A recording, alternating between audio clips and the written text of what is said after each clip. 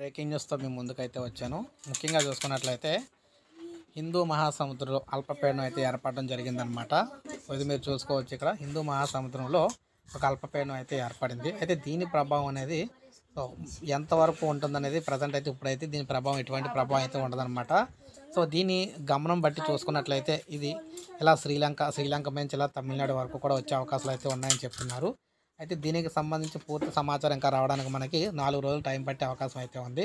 అంటే డిసెంబర్ 30 కల్లా దీని ప్రభావం అయితే కనిపిస్తుందని చెప్తున్నారు.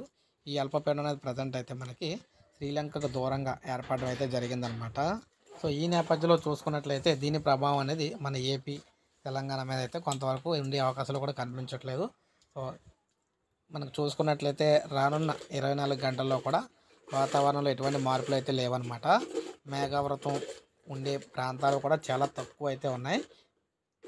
మ్యాక్సిమం ఎండలు కాచే అవకాశం అయితే ఎక్కువగా ఉంది. అయితే రాయలసీమలో కొంతవరకు మేఘావృతం లైట్గా ఉండే అవకాశం అయితే ఉందని చెప్తున్నారు. అయితే ఉత్తర కోస్తా చూసుకున్నట్లయితే ఈ ఎండలు అయితే కాస్తాయి అన్నమాట. ఇంకా వర్షాలు పడే చూసినైతే ఎక్కడ కూడా వర్షాలు పడే అవకాశాలు అయితే లేవు మనకి. సో ఇది మనకు ప్రజెంట్ లేటెస్ట్ అప్డేటు. ప్రతిరోజు మీకు ఇన్ఫర్మేషన్ ఇస్తూనే ఉంటాను. ఒక లైక్ చేయండి, సబ్స్క్రైబ్ చేసుకోకపోతే మన ఛానల్ సబ్స్క్రైబ్ చేసుకొని ఫాలో